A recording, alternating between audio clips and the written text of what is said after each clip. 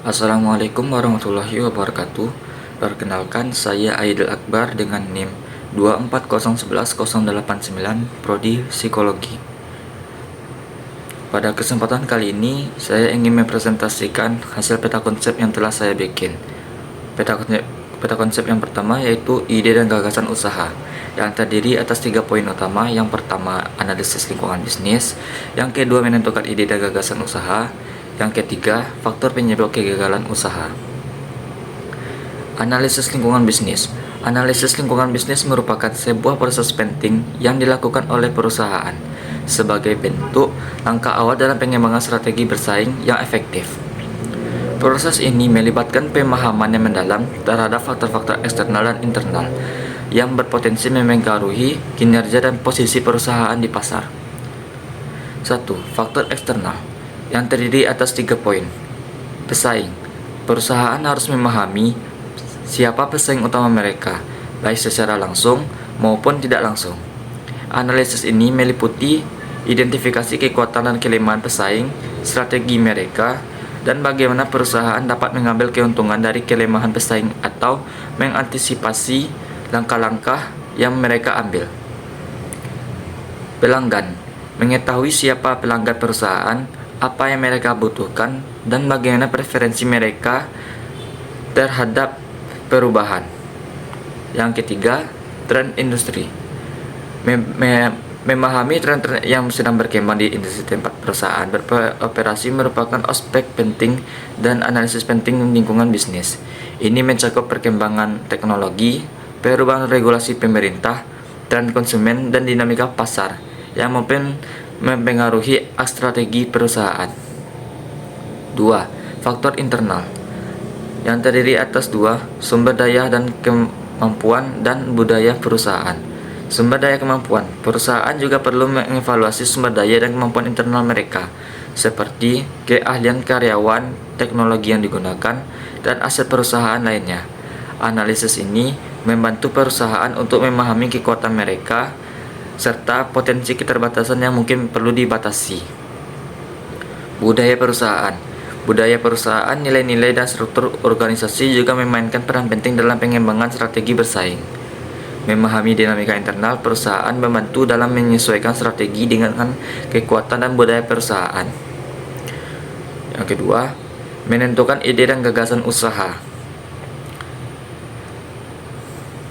Pengamatan dan pengalaman pribadi. Ide wirausaha sering muncul dari pengamatan langsung atau pengalaman pribadi seseorang dalam menjalani kehidupan sehari-hari. Misalnya, mengidentifikasi kebutuhan yang belum terpenuhi di pasar atau menemukan cara baru untuk memecahkan masalah yang dihadapi dalam kehidupan sehari-hari. Yang kedua, teknologi dan inovasi. Perkembangan teknologi seringkali menjadi sumber inspirasi bagi ide-ide wirausaha. Yang ketiga, peluang pasar. Analisis pasar dan identifikasi celah atau peluang pasar tertentu dapat memicu ide-ide wirausahaan. Misalnya, melihat tren konsumen, perubahan regulasi, atau perubahan demografi yang dapat memberikan peluang untuk memasuki pasar baru atau mengembangkan produk atau layanan yang baru. Keterampilan dan minat. Keterampilan dan minat individu juga dapat menjadi sumber ide-ide wirausaha. Keterampilan teknis atau keahlian khusus yang dimiliki seseorang dapat membuka peluang untuk memulai bisnis yang berkaitan dengan bidang tersebut. Edukasi dan pengetahuan. Pendidikan dan pengetahuan tentang industri tertentu atau bidang bisnis dapat menjadi sumber ide-ide wirausaha. Nah, terakhir, kolaborasi. Berdiskusi dengan orang lain atau melakukan sesuatu dengan tim atau menghasilkan ide-ide wirausaha baru. Kolaborasi dengan orang-orang yang memiliki latar belakang atau keahlian yang berbeda juga dapat memperkaya ide-ide yang dihasilkan. Faktor penyebab kegagalan ide usaha. Yang pertama, tidak kompeten dalam manajerial. Wirausaha yang tidak berkompeten atau tidak memiliki kemampuan dan pengetahuan mengelola usaha merupakan faktor penyebab utama yang membuat usaha kurang berhasil. Yang kedua, kurang berpengalaman baik dan kemampuan teknik maupun kemampuan memvisualisasikan usaha. Yang ketiga, kurang dapat mengendalikan keuangan. Yang keempat, gagal dalam perencanaan. Perencanaan merupakan titik awal dari suatu kegiatan. Sekali gagal dalam perencanaan, maka akan mengalami kesulitan dalam pelaksanaan kegagalan pada kegiatan lainnya. Yang kelima, lokasi yang kurang memadai.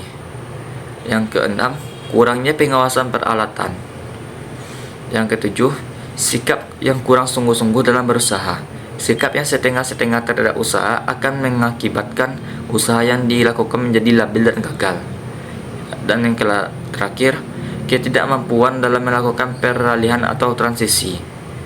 Wirausaha yang kurang siap menghadapi dan melakukan perubahan, maka ia tidak ada jaminan untuk menjadi wirausaha yang berhasil dalam perubahannya. Pada konsep berikutnya yaitu langkah pengembangan dan manajemen usaha. Strategi kewirausahaan.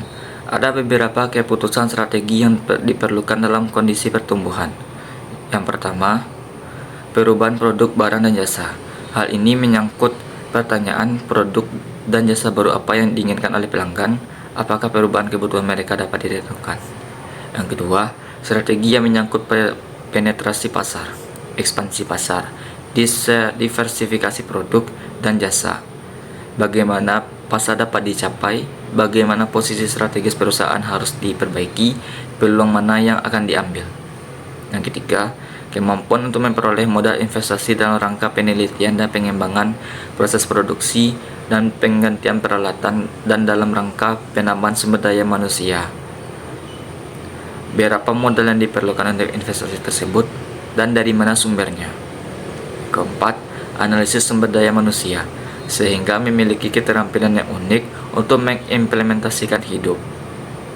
Dari pertanyaannya, bagaimana sumber daya manusia itu akan dikembangkan supaya perusahaan sukses di pasar.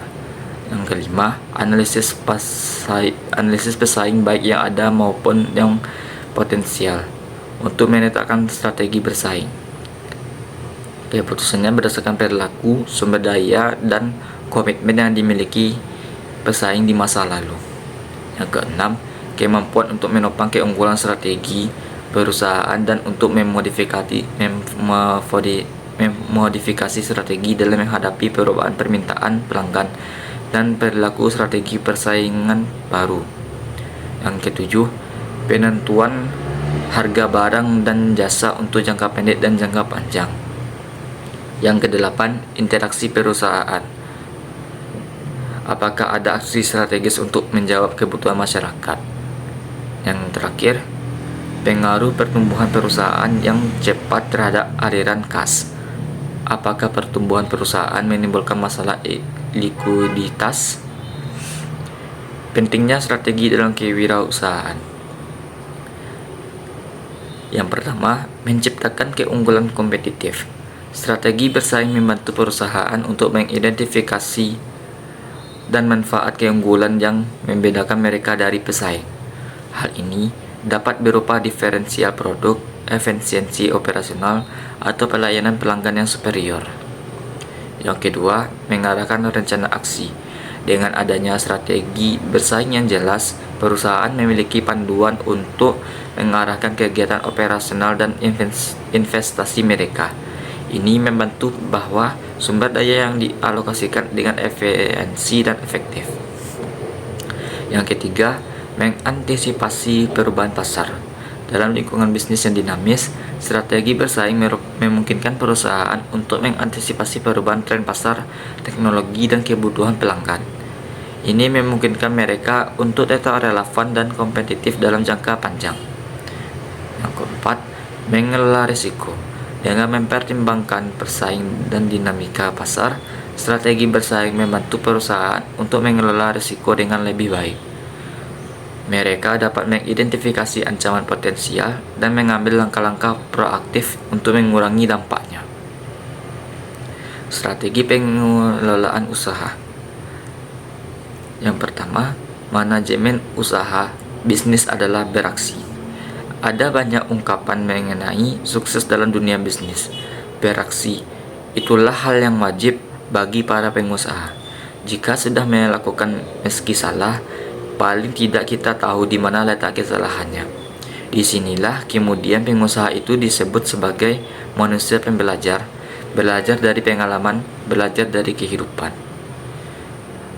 Yang kedua, manajemen usaha langkah sukses. Ada hal atau langkah-langkah yang harus ditempuh bagi pengusaha dalam mencapai puncak sukses, yaitu perencanaan yang tepat, persiapan yang matang, pelaksanaan yang baik, dan peluang dan pantang menyerah. Manajemen usaha langkah aksi. Hal-hal yang perlu dimanage dalam usaha adalah perkembangan saham, rencana keuangan, dewan penasihat, keseimbangan, dan perluas jaringan. Yang terakhir, manajemen usaha untuk administrasi. Manajemen usaha administrasi dapat didefinisikan sebagai fungsi memanfaatkan dan mengelola semua sumber daya yang tersedia dalam organisasi. Teknik dan strategi pemasaran dalam kewirausahaan. 1. Segmentasi pasar dan penargetan. Segmentasi pasar menjadi target perusahaan, memungkinkan perusahaan untuk menyesuaikan pasaran pemasaran dengan kebutuhan dan keinginan spesifik dari setiap segmen pasar. Kedua, pengembangan strategi pemasaran. Strategi pemasaran mencakup berbagai keputusan terkait produk, harga, distribusi, dan promosi. Ini melibatkan keputusan terkait produk yang direncanakan dengan tujuan mencapai pemasaran perusahaan. Yang ketiga, penggunaan media yang tepat. Perusahaan perlu memilih media yang paling efektif untuk mencapai audiensi target mereka. Ini mencakup iklan televisi, radio, cetak, digital, media sosial, dan banyak lagi. Yang keempat, pengembangan konten pemasaran. Konten pemasaran harus menarik, relevan, dan bermanfaat bagi pelanggan potensial. Ini bisa berupa artikel blog, video, infografis, atau kampanye lainnya. Yang kelima, hubungan masyarakat.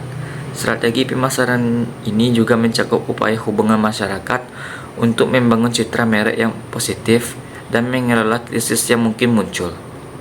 Yang keenam, promosi dan penawaran khusus. Promosi dan penawaran khusus dapat digunakan untuk meningkatkan penjualan dan membangun kesadaran merek. Ini bisa berupa diskon atau hadiah gratis. Yang ketujuh, evaluasi dan analisis. Penting bagi perusahaan untuk memantau dan mengevaluasi efektivitas strategi pemasaran dan promosi mereka. Yang terakhir, konsistensi branding. Seluruh upaya pemasaran dan promosi harus konsisten dengan identitas merek perusahaan. Pesan-pesan pemasaran harus mencerminkan nilai-nilai merek dan menyampaikan citra yang konsisten kepada pelanggan. Strategi bersaing dalam kewirausahaan. Yang pertama, akses ke sumber daya tambahan. Melalui kemitraan dan jaringan, perusahaan dapat mengakses sumber daya tambahan yang mungkin tidak mereka miliki sendiri, seperti teknologi, modal, tenaga kerja terampil, atau infrastruktur. Yang kedua, peluang baru dan ekspansi pasar. Kemitraan dengan perusahaan lain atau organisasi dapat membuka pintu bagi peluang baru, seperti perencanaan produk baru, ekspansi ke pasar baru, dan diversifikasi portofolio produk. Yang ketiga, pembagian risiko. Kemitraan dapat membantu membagi risiko antara pihak-pihak yang terlibat. Dengan berbagi risiko, perusahaan dapat mengurangi tekanan finansial dan operasional yang terkait dengan inisiatif baru atau proyek yang kompleks. Yang keempat, peningkatan keunggulan kompetitif. Kemitraan dengan perusahaan lain yang memiliki keahlian sumber daya tambahan dapat membantu memperkuat posisi perusahaan dalam persaingan pasar. Yang kelima, peningkatan inovasi dan kreativitas. Kolaborasi dengan pihak-pihak eksternal dapat memperkaya proses inovasi dan kreativitas perusahaan dengan membawa sudut pandang inovasi baru. Yang keenam, akses ke pasar internasional. Melalui kemitraan dengan perusahaan internasional atau organisasi perdagangan, perusahaan dapat menjangkau jangkauan geografis mereka dan memasuki pasar global yang lebih efektif. Yang ketujuh, Hubungan dengan pemangku kepentingan. Kemitraan dengan berbagai pemangku kepentingan termasuk pemasok, pelanggan, dan lembaga pemerintah dapat memperkuat hubungan dan membangun dukungan yang penting untuk pertumbuhan dan keberhasilan jangka panjang perusahaan. Yang kedelapan, negosiasi yang lebih baik. Dalam beberapa kasus, kemitraan dapat memberikan kekuatan tawar yang lebih besar dalam negosiasi dengan pihak lain seperti pemasok atau merek investasi. Yang terakhir, manajemen risiko. Dengan membangun jaringan yang kuat dan diversifikasi kemitraan, perusahaan dapat mengelola risiko dengan lebih baik dalam menghadapi tantangan eksternal yang mungkin timbul. Baik, sekian dari hasil presentasi saya. Saya memiliki kesimpulan. Kesimpulannya adalah, sebelum membangun dan memulai suatu usaha, seharusnya perlu dipertimbangkan perhitungan mengenai kelayakan sebuah usaha dari berbagai aspek bisnis yang mempengaruhi kelancaran usaha tersebut. Idealnya, dalam menentukan sebuah kelayakan usaha, dibutuhkan masukan dari beberapa ahli yang memberikan tinjauan sebuah ilmu manajemen, teori ekonomi, teknik produksi, ilmu sosial, ilmu hukum komunikasi, dan ilmu yang berkaitan dengan persoalan atas berdirinya sebuah usaha. Perencanaan produk yang dihasilkan oleh usaha harus benar-benar sesuai dengan kebutuhan konsumen. Selain itu, produk yang dihasilkan harus mencerminkan kualitas yang baik. Hal tersebut agar sesuai dengan tujuan usaha, yang mana produk yang dihasilkan dapat diterima dan sesuai dengan kebutuhan konsumen dan dapat memuaskan konsumen. Karena produk merupakan titik sentral dari kegiatan pemasaran, keberhasilan suatu usaha dapat diketahui dari respon yang ditunjukkan oleh konsumen. Sekian dari presentasi saya. Saya mohon maaf apabila ada kesalahan. Wassalamualaikum warahmatullahi wabarakatuh.